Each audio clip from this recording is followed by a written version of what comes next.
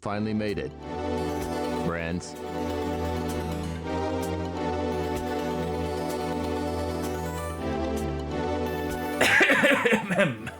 Because it's so difficult, I will choose to open the stream.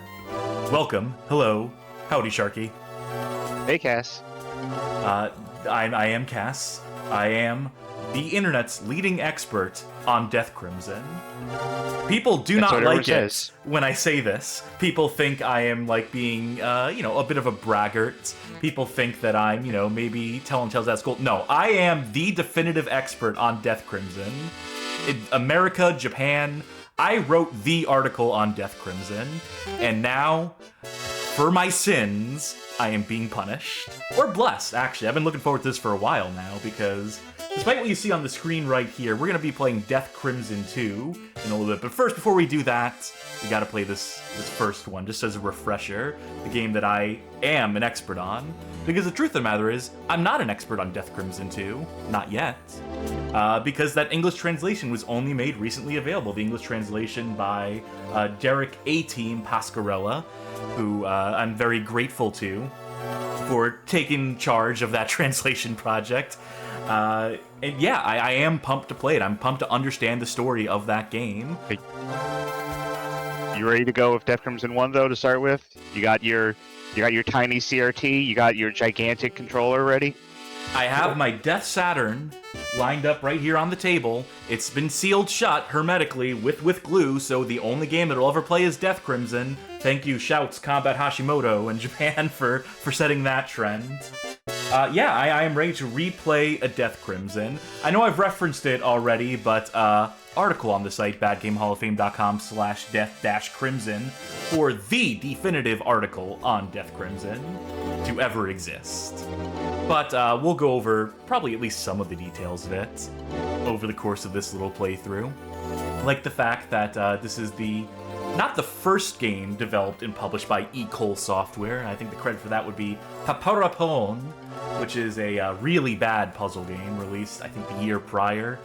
Before that, the founder of Ecole Software, one Manabe Yoshiyuki, had been doing nuclear engineering, and then got into computer-aided design software, CAD software as they call it. So that's what Ecole was founded to produce. But then this little console came along. Oh, you go ahead. The natural progression of working with nuclear tech to making video games. Yes, I think it's a pipeline that everyone takes. I think it's Cliffy B. I think that's Shigeru Miyamoto. So yeah, there is this opportunity with the launch of the Sega Saturn in 1994 for the company to do sort of pivot into game development, which is a hot field at the time. And it's their second game, Death Crimson, that catches on, but maybe not in the ways they hoped for. This is, by all accounts, by all reputation, the worst game for the Sega Saturn in terms of critical reception, especially in terms of user reception. And it would take some time for that reception to sort of turn around and become a semi-ironic love for all things Death Crimson. It was a game that failed in the market initially, but through the power of those negative reviews and of the user rankings in Sega Saturn Magazine in Japan, Beep Sega Saturn Magazine, placing at the very bottom of their reader race rankings, the game actually managed to turn a profit off the back of that. So this is a rare case where you can definitively, pointedly say that negative reception to this game helped make this game and this studio. And so Ecole's relationship with Death Crimson over the course of years has been an interesting one, in the sense that, they're obviously aware that they are made fun of for this game. When this game first came out, they had survey cards. A lot of Japanese games will have survey cards in them. And same thing with like North American PC games. If you remember getting those little cards in the box or case or what have you that you can mail. And people who bought Death Crimson would just write die and kill on those cards and send it right to Ecole Software. And so, yeah, it took some time for that reputation to turn around to where they were having semi-annual fan meetup conventions where people would come together and call Manabe God, the god of Death Crimson, and Emperor Kusoge, which is what Death Crimson is sort of colloquially known as in Japan. That's a lot of preamble, but that's only because this really is one of the big ones, at least in my mind. If you ask a Japanese player to name, like, most important bad games, what are the go-to Kusoge, Death Crimson will almost always be part of that conversation. And so that's why it's important that we replay this, refresh folk on what this game is and what it looks like. And just one more thing before we start. Flashing light warning in effect. Oh, yes. I have put filters in place to try to mitigate the flashing screen as much as is possible, but I cannot account for every frame. So it's not going to be constant flashing lights every time I pull the trigger, but I don't think it's going to be perfect either. I think it's like 99% of the way there, so if that's a concern, I understand completely if you maybe want to duck out for the first game or maybe not watch it actively. For Death Crimson 2, no screen flashing. That is not a going concern. I have completely removed that. So by the time we get to Death Crimson 2, everything will be honky-dory on that front. One more thing before we start the game is that I want to watch the intro to it. I want to watch it with some English translation going on. So I'm going to share that with you in the stream first. This is a translation that's actually ripped from the second game, the translation for the second game, the one that we've been referencing and the one that we're going to play later. I have some issues with this translation. I will get into them as we get into it. All right. But let me go ahead and get this. The blue door. It's yeah, you're touching on something there. One of the most essential lines. We'll get to it when we get to it. All right. For now, you should have a view. Stream should have a view. Hopefully, the audio should pipe through. That's Death Visnos.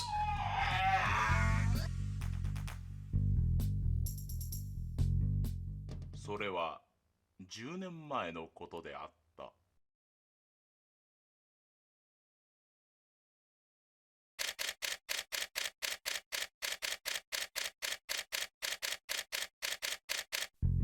So, these statistics are important. Echizen is supposed to be like the ultimate badass. Like the ultimate killer. No one more intimidating than this man.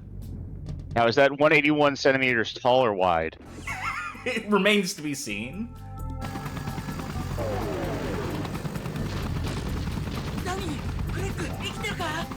Okay, first translation issue with this translation, and I don't mean to demean the work of the people who did put so much work into this. Oh, did I break it already by pausing? Oh, there we go. It's not Greg, you're still alive. It's Danny and Greg, you're still alive. That's important because they're establishing the characters of the game here, and to completely omit Danny's name, like, that dude is integral to the plot of Death Crimson 2, especially. So that's a pretty big fuck up. Just right out the gates. I will also mention that the voice actor for Combat Echizen, who we're hearing at first, is an enigmatic figure by the name of Seijiro. Real name not known. He's also the voice of Billy Kane in King of Fighters. And everyone who comments on this game in Japan says that he sounds like the protagonist of a boys' love visual novel. That's kind of the range that he's working with in this. And yet, he is Combat Echizen, ultimate badass extraordinaire. It's just a little bit of contrast, is all.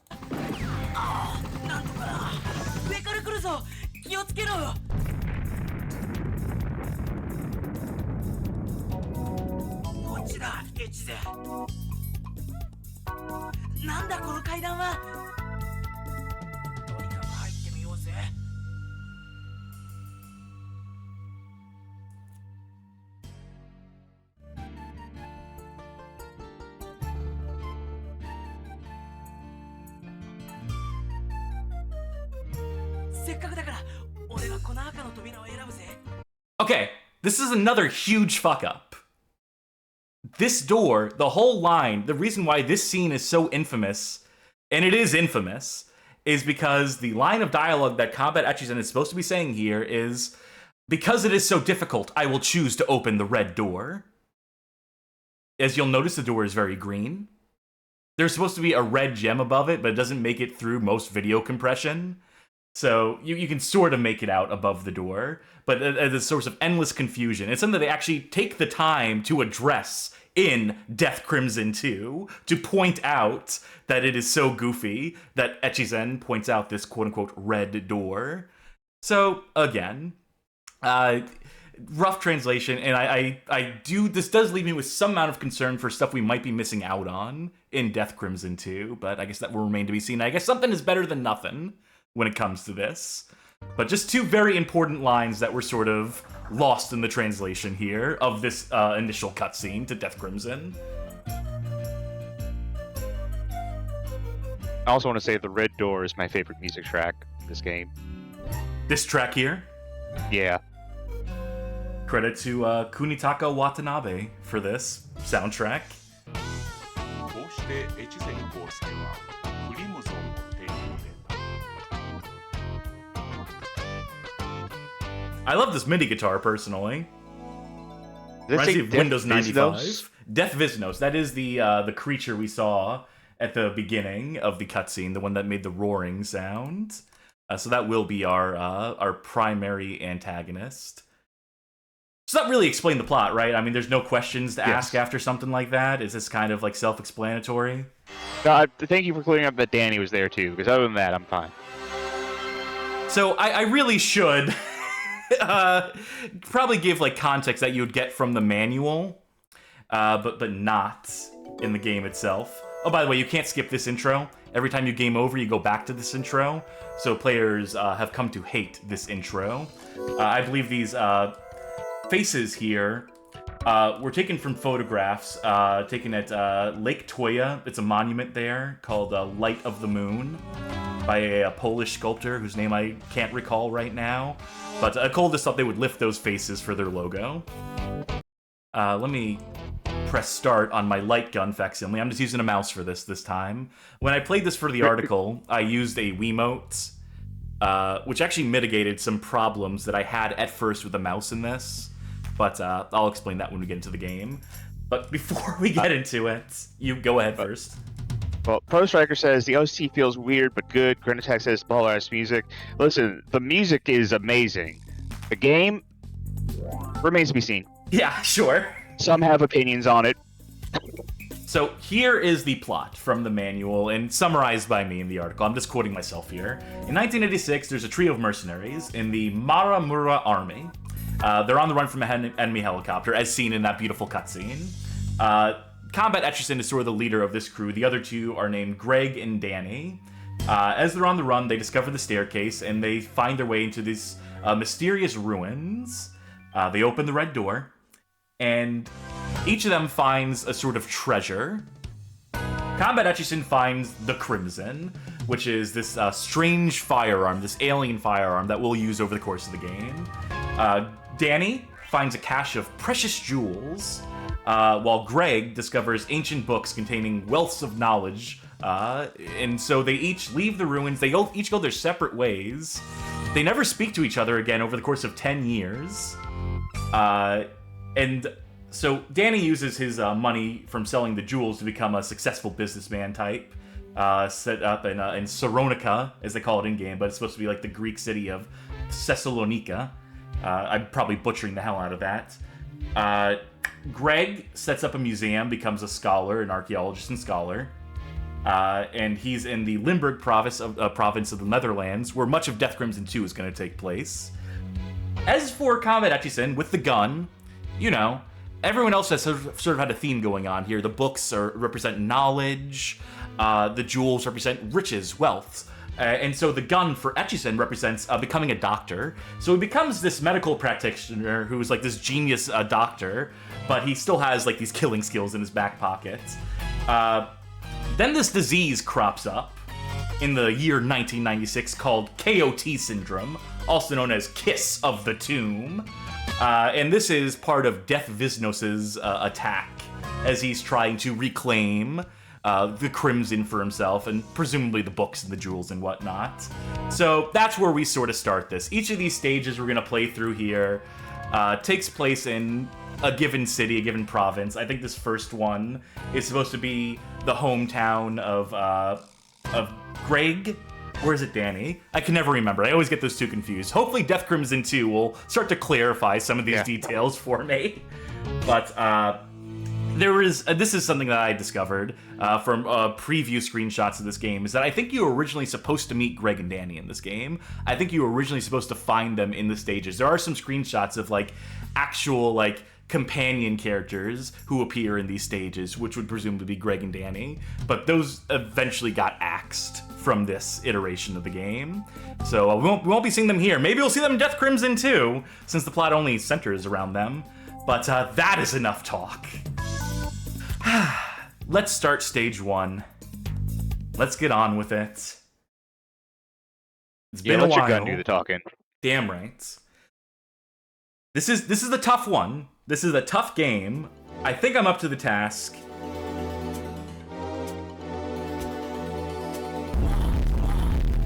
All right, good start.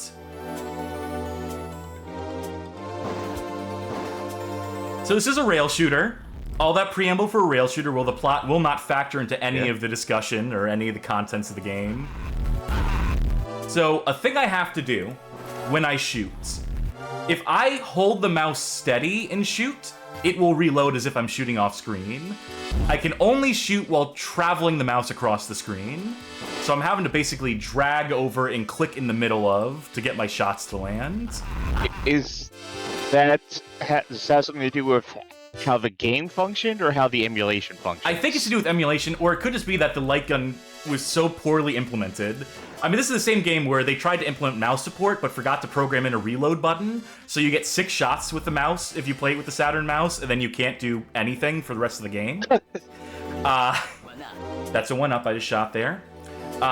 What I think it is that there needs to be some... I shot the civilian by accident because the camera moved unexpectedly. That will happen a lot. I think there needs to be some degree of motion. I think if you just shoot standing still, I think it misreads that input. See, I've upgraded our weapon. That meter in the bottom right, if you land consecutive shots without missing, that meter increases. If you upgrade it twice, you get a special weapon for it. Any upgrades beyond this, anytime we fill it out completely, will give us extra credits, which we desperately need in this game with all its difficulty. But to use this special weapon, I fire a shot, I continue to hold down the trigger, I let go, and then I get a full auto assault there. Okay. So very handy. And it looks like if you miss a shot, then it drains your meter. Yes. There are different weapon upgrades for different stages. So in like the next stage we'll play in this, or the next, like, every stage consists of 3 levels, I should clarify. So in the next level, we'll have some different weapons. You can see what they do there, though. Like, you take 1 point of damage, you don't have any sort of, like, recovery, so you can get walloped with successive attacks from enemies here. Mercifully, I've got us another life already. Yeah, this game can be tricky. I like the huge discrepancy in the scale of the buildings. Like, for the most part, they're the same, but there's, like, one building every now and then that, like, the stories are half as tall as every other building. Yeah. Scale is something that this game will struggle with, as well as kinetics of movement, of your character's movement across the screen, the ways in which they move across the screen without warning. I think I've said before during one of the light gun extravaganzas that one of the most important things you can do in a light gun game is make sure the player feels planted in the boots of the hero, of the protagonist, that every movement feels natural, that they're not caught off guard, because it will make them motion sick. So Death Crimson didn't get the memo on that one, unfortunately. So we will run into some troubles. Speaking of making people sick, big shouts to Cass for making this whole screen not flashing thing work, because as someone who's seeing the not filtered version of it, like, yeah, it's there's nothing I can do about getting the it best experience for Discord. Unfortunately, it's just kind of beyond my capabilities. But hopefully the stream is coming out mostly intact. If there's any comments or questions from chat, please feel free to please read them to me, and I will do my best to answer while playing. Well, I am headful is actually ask something that I was going to ask, which is, did the disease only affect the army? Yeah, is the fact that these guys turning into monsters, is that part of Kiss of the Tomb, or? I think it's supposed to be civilians as well. And Echizen is supposed to be like trying to treat people, and like he realizes that this disease is coming up through the population, and he's powerless to stop it, which is supposed to like fuel his discontent and his picking up the gun again. It does seem like the only people who turn into monsters are the ones in fatigues. Yeah, I mean that's just bad design. That's just very like telegraphed. Like I can recognize the garbs at a distance and shoot them, where I know pink shirts I'm not supposed to shoot. Alright, here we are at the university. So this is Greg, the scholar.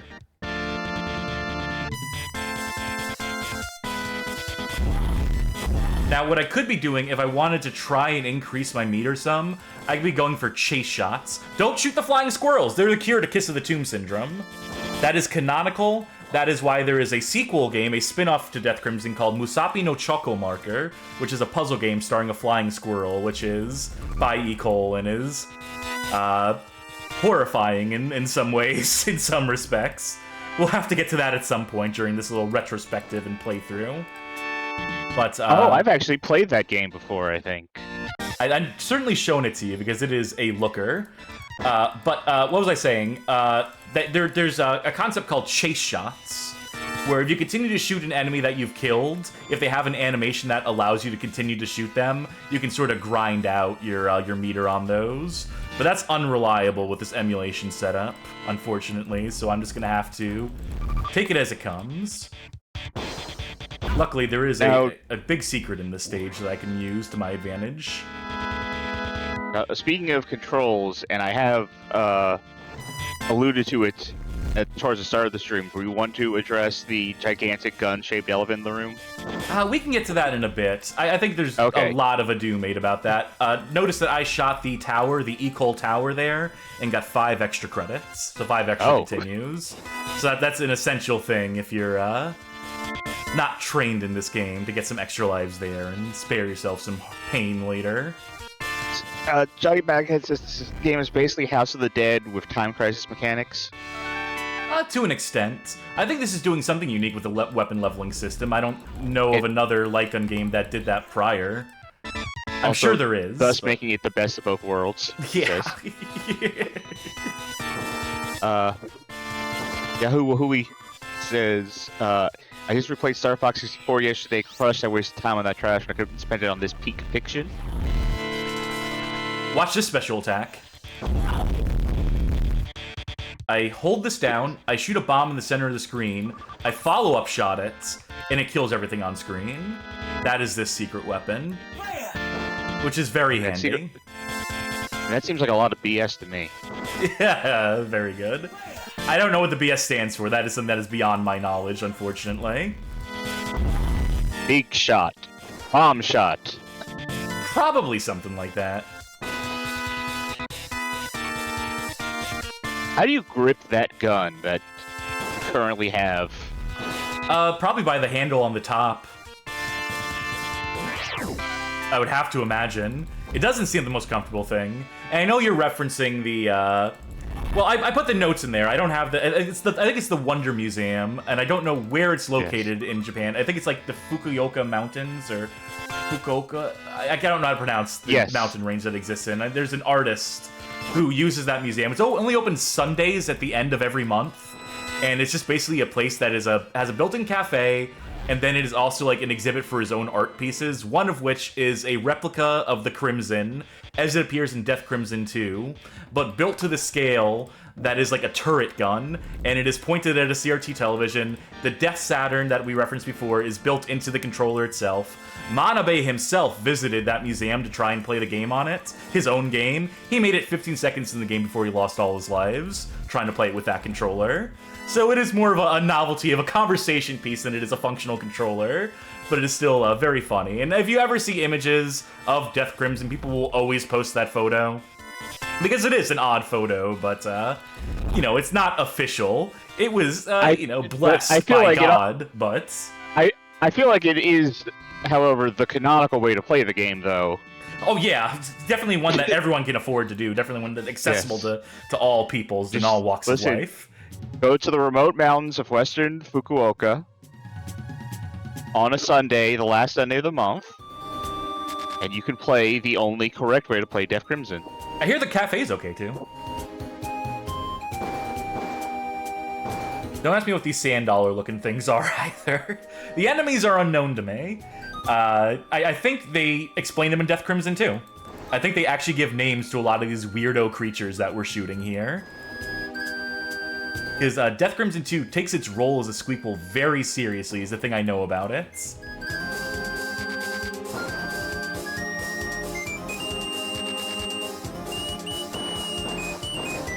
This bridge stage really goes to show some limitations of the Saturn, which, you know, I don't know who hasn't heard this before, but the Saturn was not meant to be a 3D console.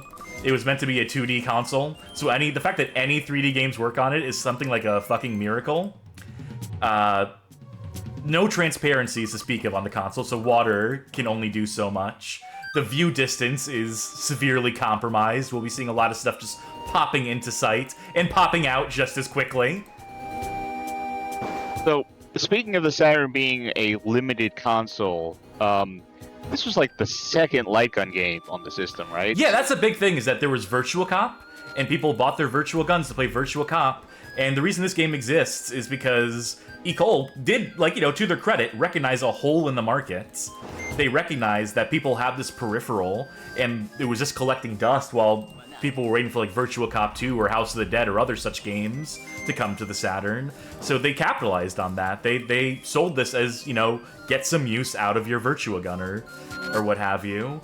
And maybe it's not the best showcase for the peripheral ever, but, you know, that's something that, you know, people used to do, developers used to do back in the day, was to recognize, like, you know, peripherals, like fringe peripherals that would, like, have one or two games that they were built for and be like, well, we can do that, and it'll be a value add for folk who already own these peripherals, and it will compel them to buy the game on the back of that. Yes, back in the day, video game companies used to look for holes in the market to fill. Nowadays, it's every game is a live service extraction shooter. Yeah. So, has time gotten better or worse? You decide.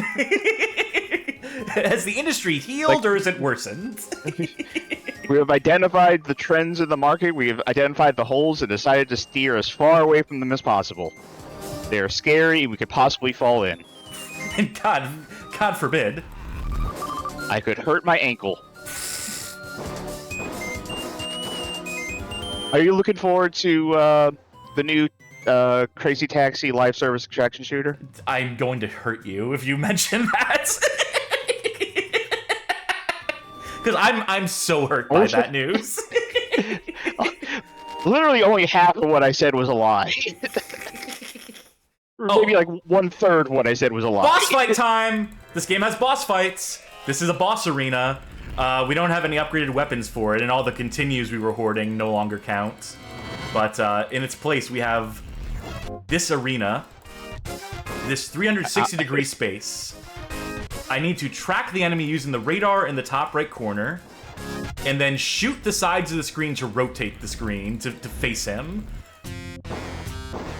So I'll take your word for it. I literally cannot look at this boss fight on my end.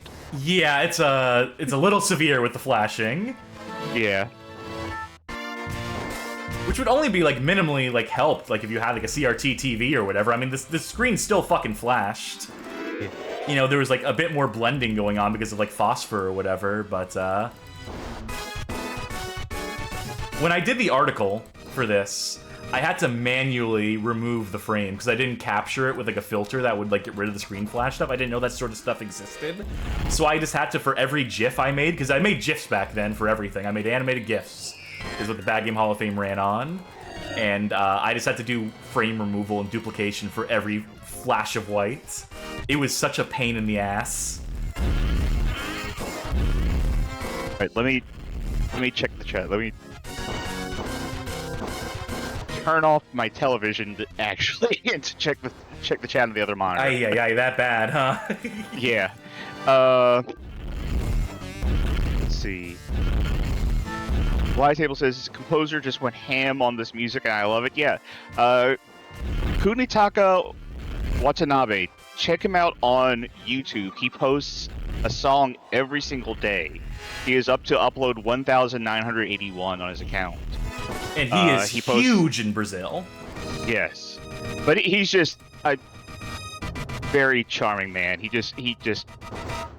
obviously enjoys the hell out of what he's doing. He posts like arrangements and covers. He'll post Def Crimson music sometimes, some of his own original compositions, his concerts and stuff. His videos each have like less than 100 views, and I feel like that's a crying shame. Yeah, absolutely. Although some of his videos are huge, but like, you know, he's out there posting a song every single day. That was stage 1 complete, by the way. Oh, I can turn the TP back on. Yeah, for now, until we get into the second stage. Yeah. I'm gonna drink up on my own, even though no one's redeemed it yet. Let's see. Because I need to dull my senses if I have to keep looking at the screens flashing. Video Game King says these environments feel a lot more barren than comparable Lycan games. They stripped a lot of that stuff bare. The screenshots that I mentioned that had the other characters in them also had more dense environments. I'm fully in particular, aware of what this I'm doing. stage. Can you see? Had like a lot more foliage and stuff from what I remember seeing. Yeah, I think the game was slowing down, and I think with slowdown, it made the light gun stuff even less functional. Would be my working theory, is that you need a steady frame rate for light gun screen flashing to actually be functional. So yes. I would presume that is why they had to cut back in order to hit their necessary frame rates.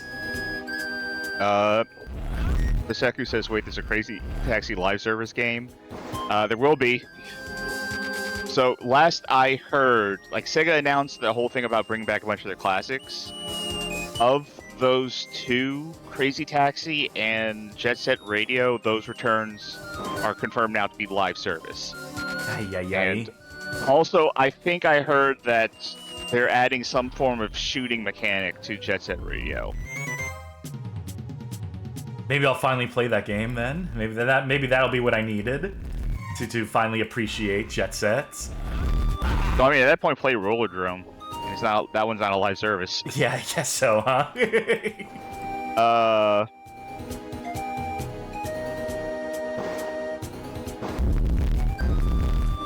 This stage doesn't give you any continues at the start, which is really cruel of them to do.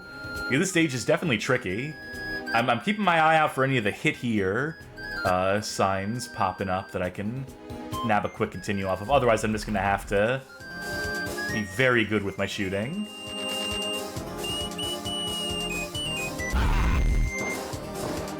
Which I am so far struggling with. Because so many of these enemies have such weird patterns, as you're seeing. A lot of bouncing up and down and, like, sort of floating down the screen. Oh, since we're in the jungle level, that is making me think of that intro movie that we saw. Yeah. Because that was, like, in a jungle. It was in a fort. It's actually a military fortress. I think it's called the Yuma Fortress in Japan. It's a real-life military fortress that they were just sightseeing at. And yeah, I wanted to address your notes on that one. Let me... Yeah, I think what they were intending to do was just to get, like... You'll see a lot of, like, Japanese developers will go on, like, location scouting, and they'll film it just so they can be, like... They can write off their travel expenses. But usually it's, like, you know, just, like, you know... So they can, like, use it as reference material as they, like, design, like, a CG intro for it. In this one, they just decided to use that camcorder footage they actually had on hand. They just pretended as if, you know, that was, like, a first-person perspective, sort of turned it into FMV after the fact. Which is ingenious. It feels like it worked because of how shaky and fast it was. It felt less like sightseeing and trying to get reference material and more like he was in a hurry to get that footage and get out before someone caught him. It might very well be like guerrilla filmmaking. Probably no permits, you know?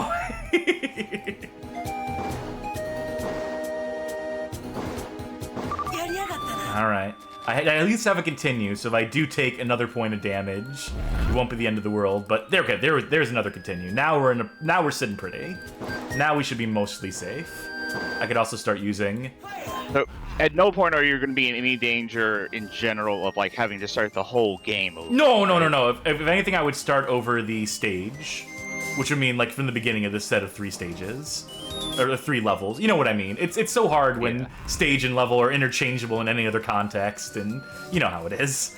But yeah, I will also save state a little bit, but again, I am the authority on this game. It would be a feather in my cap to not have to load states, I would think, to demonstrate that I know this game like the back of my hand.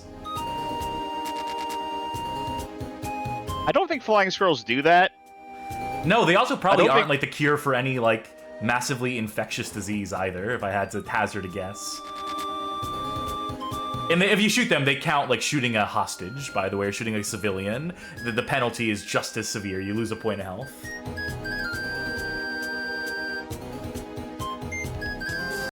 Honestly, they should be worth like all your lives. Like, think of how many human lives you could save of one flying squirrel. Yeah, exactly. Oh, this stage.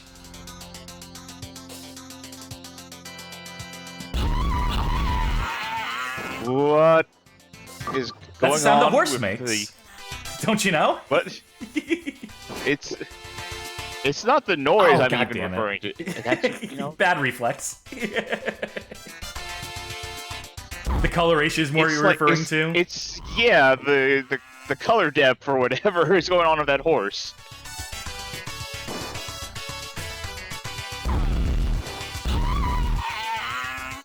I really gotta place my shots right now, because I need to get the first level on this gun. Because you start over every stage, every new level resets the meter, resets whatever progress. You can't choose between which weapon upgrade paths you have available to you. I'm gonna quick save just to be safe. How about that? Whether we use it remains to be seen. I absolutely shot that guy multiple times. God damn it. This level is devious.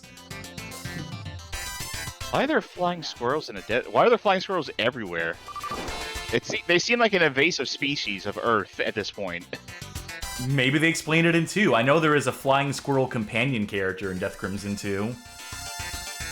Maybe they're Musapi. I don't know. I don't know how deep it goes. But also, look at the camera here. How is Combat Echizen moving through this environment? Is he hanging off of the bridge right now? Was he staring down? Is he jumping on top of this? He is wearing several flying squirrels on his back. The mystery solved, finally. Yeah, there's no real sense of, like, how he's getting anywhere or doing anything. This is what I mean by the kinetics, though. This is like a primo example of like doing this completely wrong. Yeah. It's like LA Machine Guns, but that game at least is like takes place in a helicopter, so it makes sense when that game does this sort of shit. This one, not so much.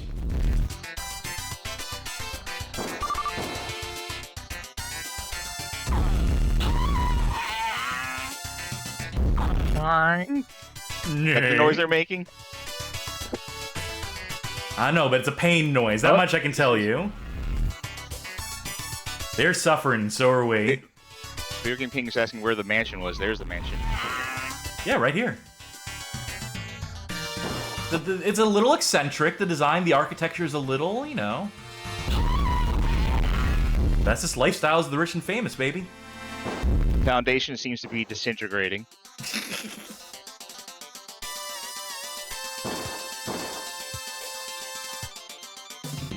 Guys, I love you, but you need to get off my face. Look, I'm all for, like, protecting this endangered species, but if they keep getting in the way of my fucking crosshair, you know, I can't be held accountable.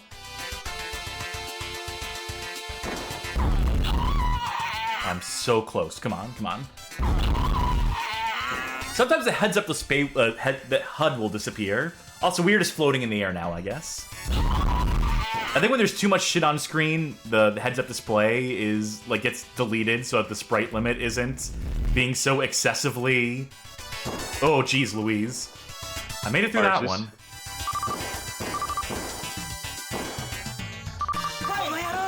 Alright, this is a rocket launcher. This is like the thing I had before, but I don't need to shoot it to detonate it.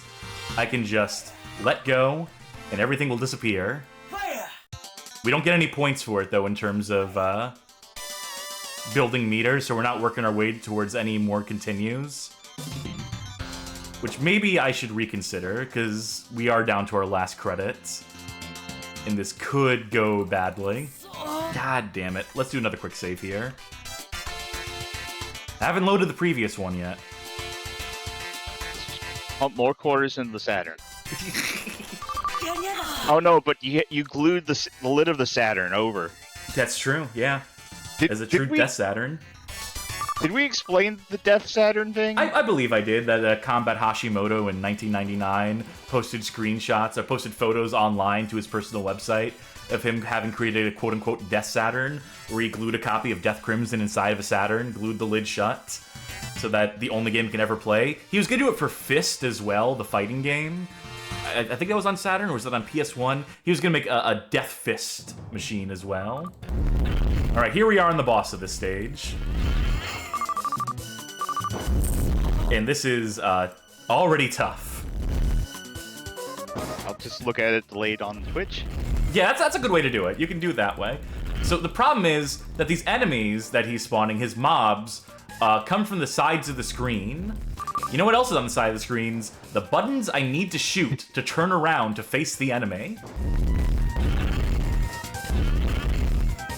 You know what? This is making me think, though. This is making me think Death Crimson... not this Death Crimson necessarily, but a Death Crimson game on 3DS would have been good. Sure, no, I'm all for it. Nicole hasn't been doing much as of late. Their website went down for a while a few years ago, too, which made me concerned. But then they brought it back up, along with deathcrimson.info, which is supposed to be the landing page for Death Crimson 3, which was supposed to come out in 2022, but that didn't happen. A curious fact is that some of the more recent games that Ecole has been involved with have included Melty Arcana Blood Heart, Melty Blood, Under Night in Birth. Yeah, to be clear, they published those games, or published certain versions of those games. They also organized tournaments around it. Like, they would put up the cash prizes and, like, do all the management for events. They even had a Combat Echizen Cup for one of the Melty Bloods. Still, their involvement in games has maybe gone to some slightly higher profile things. Don't forget, they also made the Segata Sanshiro game for Saturn, as personally requested by Sega. That's not even listed on the what you call it, Giant Bomb thing here. Well, it's absolutely true. They also made Coxbacks, the gay visual novel, Roll Out for Boys. C-O-X? C-O-X-B-A-X. Okay. It is a gay bara visual novel that they got into publishing because they wanted to see, because they saw another untapped market, and they decided, hey, why the hell not? I think I got this, boss. Okay, got it, baby. That's 2/3 of the game done. And what a plot we have uncovered thus far. Now, if this was a fresh save, I'm using my old save data for this, you would have to unlock the 3rd stage by completing those first 2 stages. You can do the first 2 stages in any order you want to, and then you unlock the 3rd stage. You can do 1 or 2, you can do 2 or 1, or you can do some other combination of the 2. You know, science, we only have so many, like, permutations that we know of. Prove us wrong. Yeah, so we're gonna go on to stage 3 now, and this is, it's supposed to be the toughest one. I think stage 2 is honestly tougher, so I should be alright on this. I haven't had the quick load yet. Yep, that's good. Will this be the stage?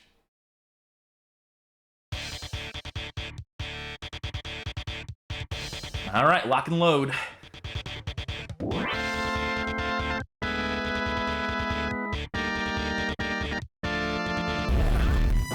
You have the soundtrack CD of this, right? I bought the soundtrack CD of this. Yeah. I bought the Death Crimson original soundtracks release from 2018, where he Kunitaka remastered all the songs for it. And yeah, money well spent. And those are like arrangements and not like, you know, the original sounds. No, they are new to be- instrumentation, but they're not Yeah. like remixes necessarily. It is those original, like, as far as I can tell, it is the original like sheet music, I guess you would call it. The original sequences, but with like much cleaner instruments, or maybe even real instruments. Who's to say? He is a legit musician. He isn't just like a sound chip guy. Which those are real legit musicians too. That's obviously not what I mean by that. What I mean to say is he plays actual instruments. He's actually a master of the accordion, which is why he's so big in Brazil, I believe. He also plays a lot of like Brazilian music too. Yes, which I think the that's accordion helps. I think that's a result of having hit it big in Brazil in the first place. But yeah, I can definitely recommend that soundtrack. Unfortunately, he does not do the soundtrack for 2, which is a shame, to be sure. I'm gonna quick save here just to be safe. You add a continues. Well, there's 0. You see that number in the bottom left? Yeah. Then it gets we have 0 continues left. We used up 1. And I used it up a little earlier than I would have liked to, too, for this. It's not a matter of, you know, not having to, like, use continues. It's a matter of how many continues you have to use and how many you can earn as quickly as you can. Because there is just unavoidable damage in this game. Make no mistake about it. You've seen it. And there are just points in time where the gun just won't work. For whatever reason. Pro Striker says the soundtrack and graphic style are made for each other. Yeah.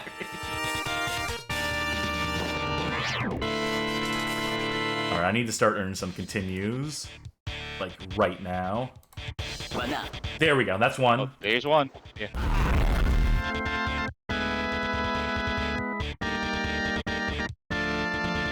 I don't know why we held there, but, you know, sure. Shooting that gave me extra health, by the way. That little gold spinny thing, which only appears in this stage. That's a lot of health. Sort of maxed out my health there.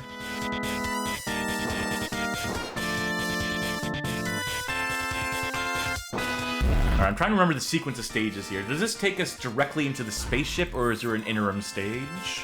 I think there's an interim stage. Because I realize now that stage 2 only had 2 levels to it. That we had the jungle cruise, and then we had the Egyptian ruins. Then we had the boss, which doesn't really count.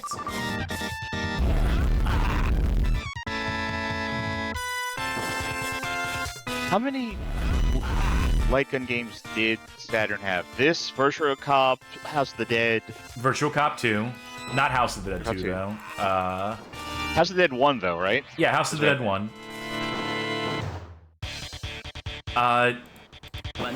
There has to be a few more. But I'll find it.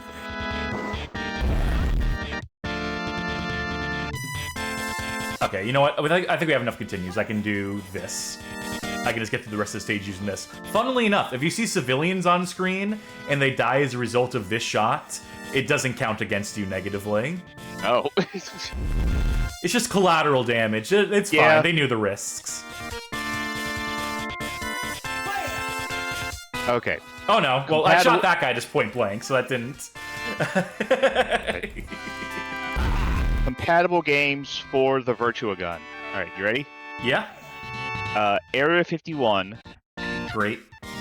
Chaos Control Remix. I never heard of. Crypt Killer. Oh god. Yeah, okay. Daisuke. Death Crimson. Die Hard Trilogy. House of the Dead. Last Judgment, or Jinzo Ningen Haikaider? Last Judgment? A game here that I'm not even going to attempt to pronounce because it is too long.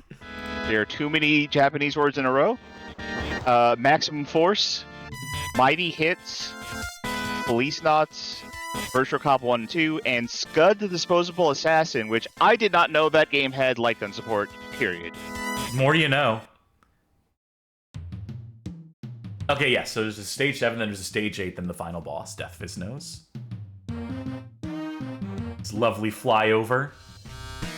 And we're about to meet the most interesting enemy in this game. These fucking things.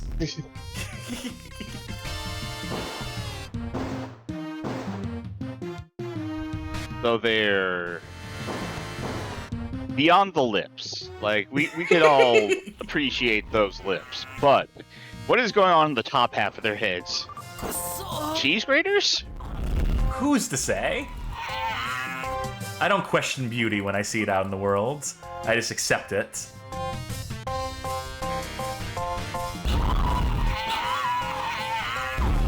You know what the horse getting shot sound kind of sounds like a little bit? Do tell. It sounds like when Marv gets electrocuted in Home Alone.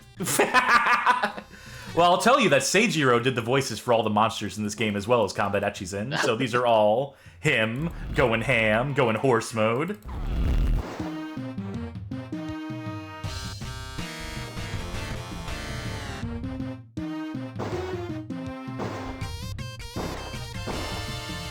You see, this is so much easier in the second stage and then the 2 levels that exist within that.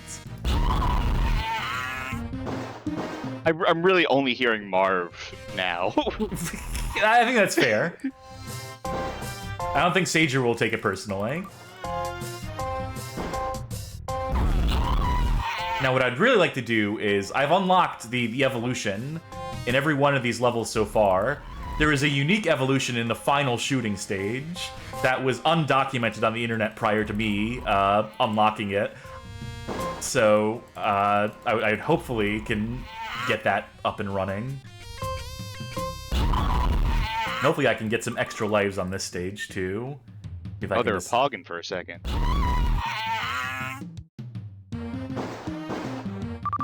Ay, ay, ay.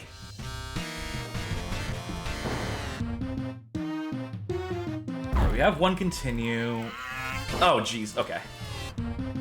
Yeah, I'm having a tough time getting this meter maxed out. Oh, god damn it! That one is so tricky. That one is so mean, that hit here. Yeah.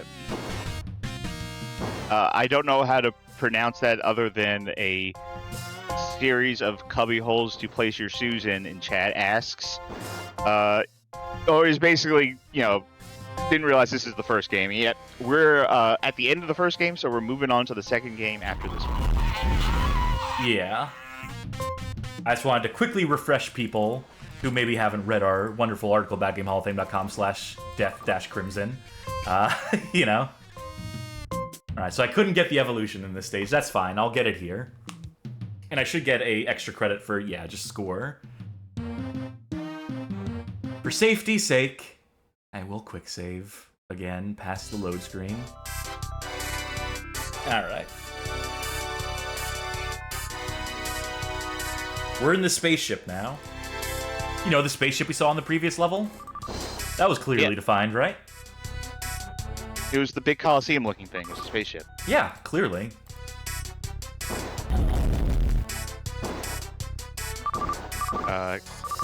Donnie asks, Cass, which game had better gun leveling, Death Crimson or the Punisher PS3? Death Crimson, obviously. I know it should... The weird, like, arena shooter Punisher game. Alright, one of my favorite scenes in this game is coming up around this corner, I believe. Ready for this? Oh yeah, I remember this.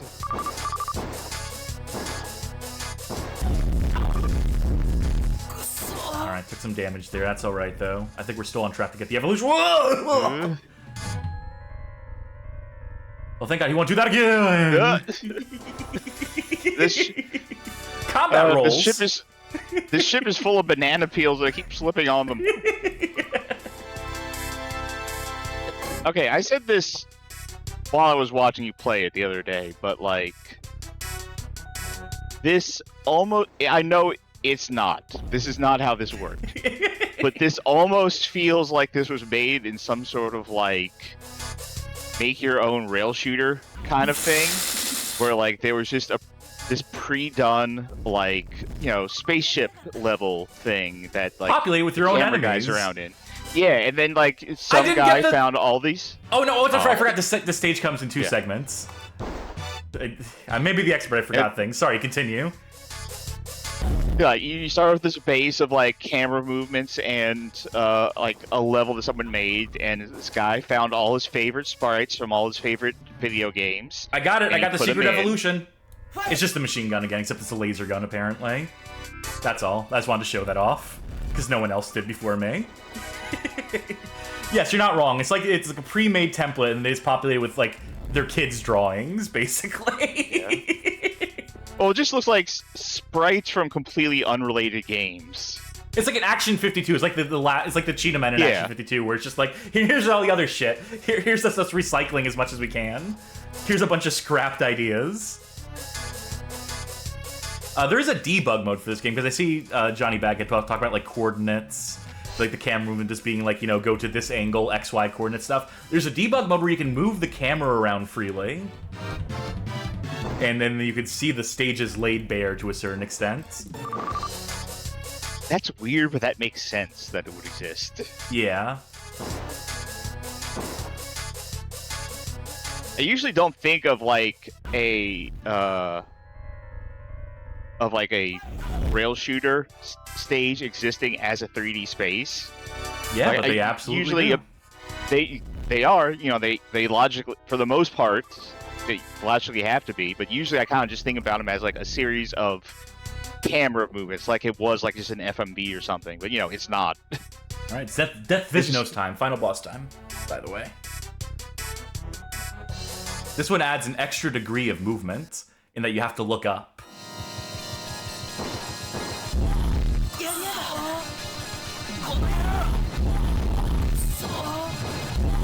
Actually, you know what? I really want to quick save this, because this one might be legitimately tricky.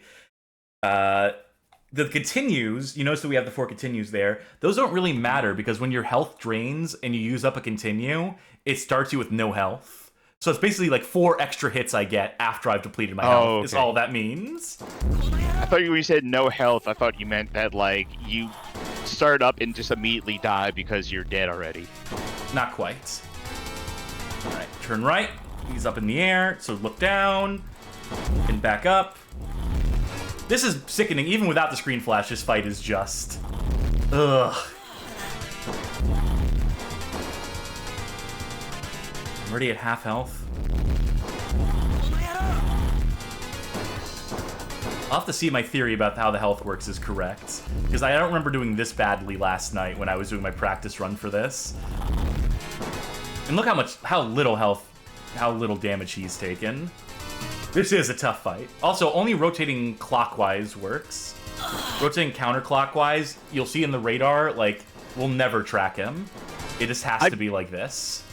Well, this is the only time I've realized that's a radar, is you saying that out loud. Yep, that's how you can track where the boss is that you have to use that for... Ay. I hit him somewhere. I'm just shooting the screen randomly, trying to, like, hopefully catch him off guard. There we go. Nuking King says, I realize why the camera movements feel so weird compared to other games. Most other games probably use tweening and Bezier curves to make the camera movements feel fluid. Def Crimson doesn't have any of that. It's just node to node to node. Yeah, that's accurate to an extent, I imagine. And Johnny Baghead says, I think heavy hitters like House of the Dead and Time Crisis also hand animate where the cameras point to per frame. Yeah, there's a lot of keyframe stuff there. I mean, what is a keyframe except for those node placements? But you can at least, like, you can put, like, speeds on those, so, like, it slows, it's like it smooths the motion out.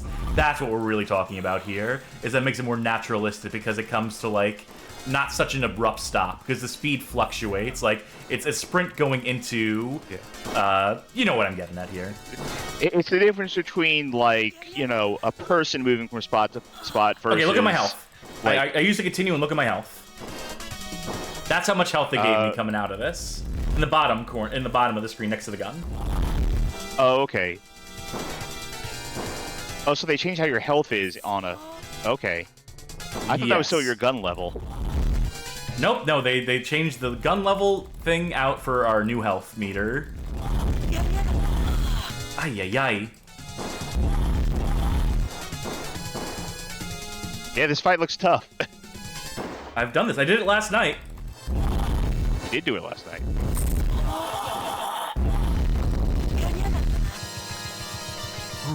Okay. Let's try it like this. I'm gonna give it one more Video shot Game with this my current progress. I'm just gonna really focus on like shooting projectiles as they come in. Yeah, Video Game King said, I thought the gems were your health. Yeah, I guess that's during the normal stages. Yeah. Your gems are your health. One would assume that's something that's mentioned in the manual. Yeah.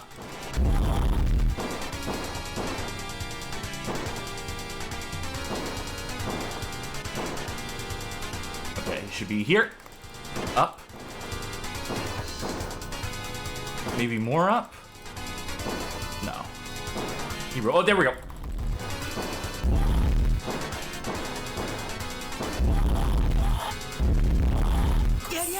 God damn it. Luckily, I made a couple different save states there. I can start from the top of the fight, basically, or I can start from here with limited health. I'm gonna try it one more time on this. I think I can do better.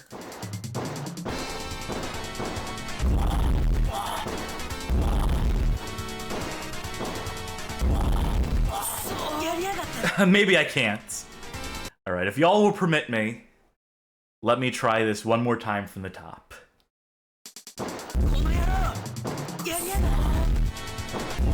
I think he does have like phases where like there are attacks where he's shooting more of these projectiles earlier in the fight, and then I think he stops doing that so much at a certain point.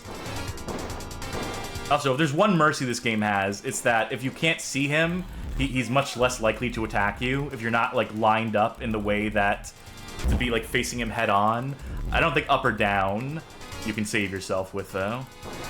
Listen, you don't work on nuclear technology without having some degree of game design knowledge.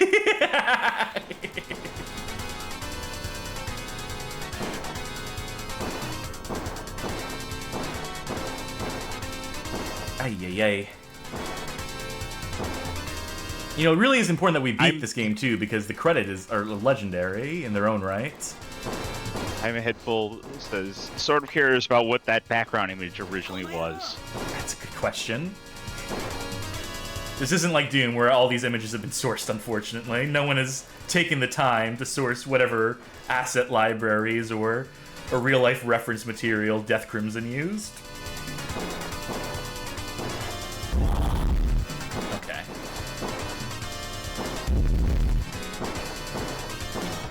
I think I got him in the pattern I want. I think I'm chasing him now. So I think he's not doing his projectiles as much, hopefully. Worst case scenario, I can cheat. I can put an invulnerability code. I'll have to like do some RetroArch configuration real quick to like put a second controller in and enable that debug mode I mentioned before. Hopefully it doesn't come to that. Move the camera around here to look around. Yeah, see all the sights there are to see in this stage, complex as it is. Can you play this game with? Can you play this game with a controller? Yes, it would be fucking impossible. Because you just. I'm looking. Go on. I was just gonna say, there's just movements that are impossible. There are attacks that you could not like account for. There are scenes where there's so many enemies on screen at once that it would just be like unmanageable with the controller. So on speedrun.com, the only submissions they accept are ones played with the pad. What the fuck? Well, that's because stupid. I assume they're under the assumption that, and it's a double assumption. This is a double assumption here, so it cancels out. So I'm not making an ass out of anyone. But I assume what they assume is that no one is playing this with actual hardware, so no one would actually use a gun, a Virtua gun. So they're assuming that every, light gun would be a virtual light gun, and they're prohibiting that. So all of the speedruns are just pad, which means there are only 2 speedruns on here. Yeah, exactly.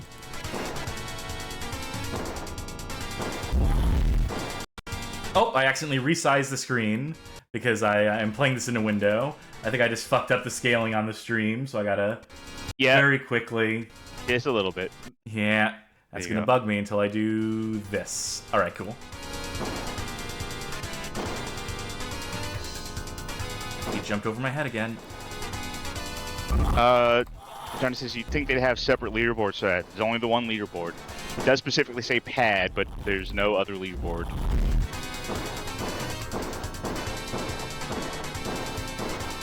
God damn it. The problem is that he exists in this diagonal that I can't look at. He's staying in this one spot that is between the angles that I am permitted to look at, that I'm permitted to aim down. Yeah, I think I'm just gonna have to cheat this one. I don't got the sauce tonight. Alright, here's what I gotta do. I gotta get a controller plugged in, quote unquote. Let's see here. Bear with me for a second, folks. I wish it didn't have to come to this, but you see what I'm fucking dealing with here, you know? Controls, port 2 controls, mapped ports. Should be 1. And then, yeah. Wait, no, hold on, that's not right. That's not right at all. Well, I can just put the cheat in, and then I can fucking put the light gun back in afterwards, who cares? Retropad binds, make that dual sense. Okay. During play, use the second pad to input RA up and start. I think I can do that. Just gotta unpause that. I need to... Well, maybe I can do it with this.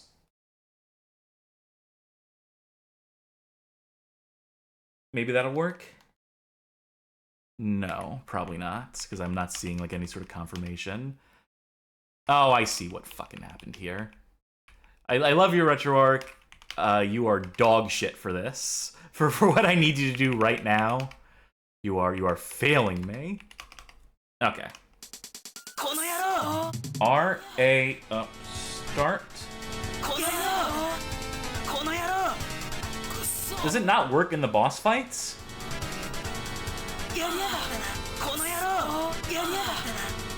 Or maybe I'll just... Let me try RY upstart. That's supposed to freeze screen. Yeah, none of this shit's working. Maybe it's fake. No, because I've used it before. Maybe you're fake. That's entirely possible. Ever consider that? Controls.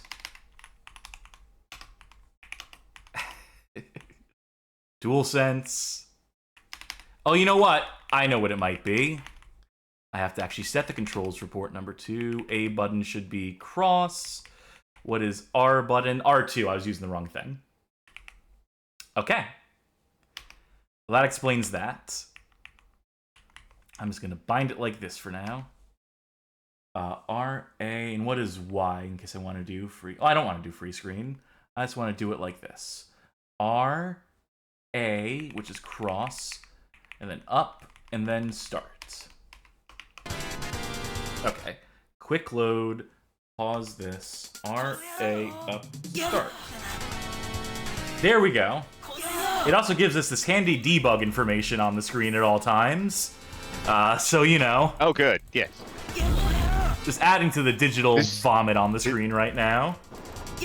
This is the true final boss. Math.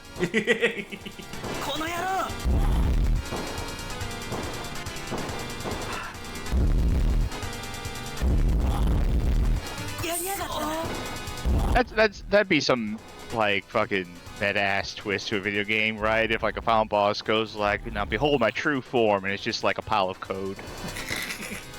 The code laid bare.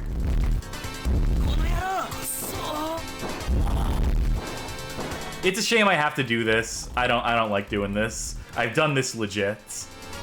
It took multiple tries back then too, though. It only took 2 tries last night. That's why I was just confident I wouldn't have to worry about this shit, but... Unless you can find someone else in this world who can do Death Visnos on first try, legit. I'm still claiming my title as the expert on this game. Where did this motherfucker run off to? There we are. So, reading any good books lately? It's Well, I read the show notes for tonight. Been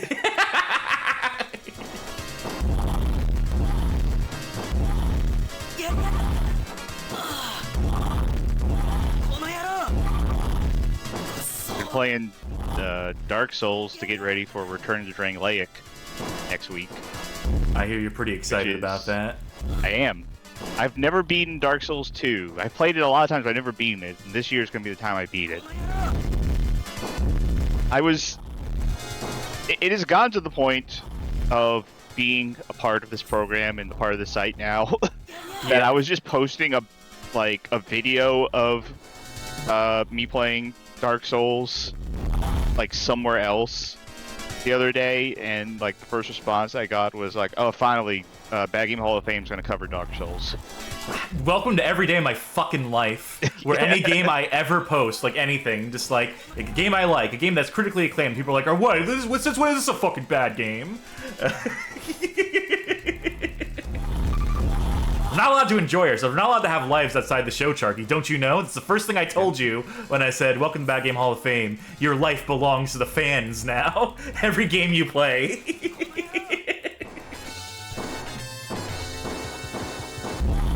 I almost considered doing like Dark Souls 2 as like a casual stream thing, but like I don't want to have to be beholden to only playing that game when I'm streaming. So yeah, we'll not be doing Dark Souls 2 around here.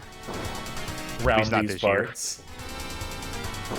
I don't know. I mean, that game has got enough comments of being the quote-unquote black horse of the franchise. That was the first one I enjoyed. I think Dark Souls 1 stinks on fucking ice. But 2 and 3 are great. I think that the opinion on Dark Souls 2, this is at least from what I feel like I've observed, is that the opinion on Dark Souls 2 within the community has more shifted now to, like, if you don't like this game, you're a coward. That's good, at least. That's nice. I can get behind that. And maybe one day they'll agree with me that controlling Dark Souls 1 feels like a nightmare. In that the navigation around that world sucks ass. Cass. Now listen. What? I've been playing through Dark Souls 1 again, like, right now. I know. I saw it. It looks fucking miserable. And you're right. Oh, ending. Okay. Before we continue with this, I don't know how badly this is going to cross. There's a screen flashing effect that they use for the death of Death Viznos, who we just killed. So, again, just apologies. Avert your eyes for the next, like, 10-15 seconds, maybe. Yeah, it's not good.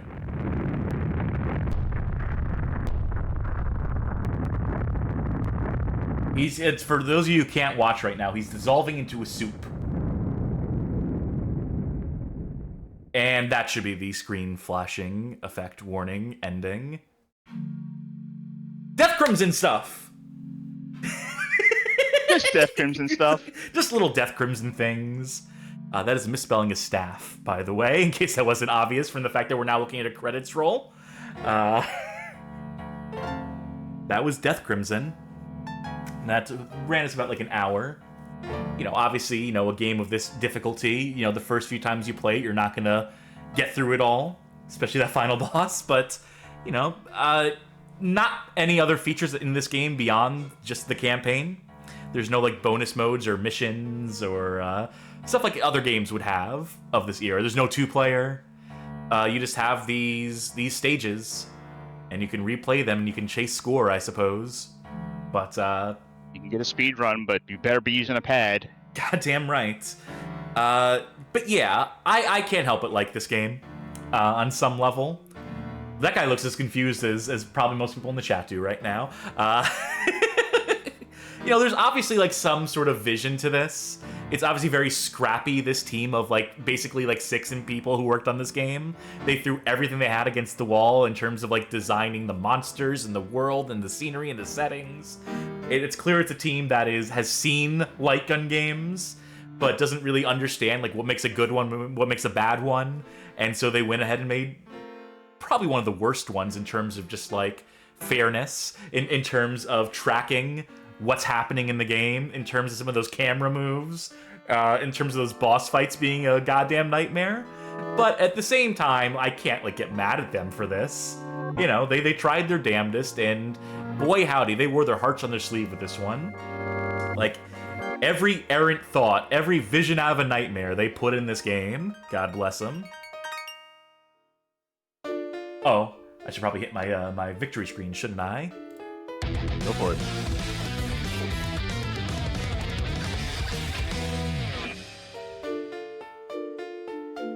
I think it hangs on the screen for a while. Yes. You were wondering last night, actually, if this was a case where you had to shut off the console or not. Yeah, I think I fully held aware down of the what I'm fast doing. forward for a while. Can you see? And I'll continue to hold it. I'm going to take a drink as has been redeemed. Song's still going. A little more, maybe? Oh, that sounds like the end of the song. There we go. Because I do want to put my name on the high score list. Amazing they let me do it, even though I obviously blatantly cheated at the end there. And also, this game never expected anyone to play it past the year 2000, so the dates are broken. They say 124 it's the year 124. In the year 124. Thank you, E-Cole. All right, but of course, that was just part one of our activities for tonight. We do have two to get to momentarily. We will begin our playthrough of Death Crimson 2, the Altar of Meranito. But first, I want to take a quick break to break up the recording on my end. I'm not going to stop the stream. I'm just going to stop my local recording, start a new one, so that way we can break it up for YouTube and have it as two separate episodes. I think that might work better for... Yeah, I was wondering if you were going to do that. Yeah, so we'll be back in about a minute or two. Just bear with me while I sort out some technical details, and we will begin Death Crimson 2 shortly.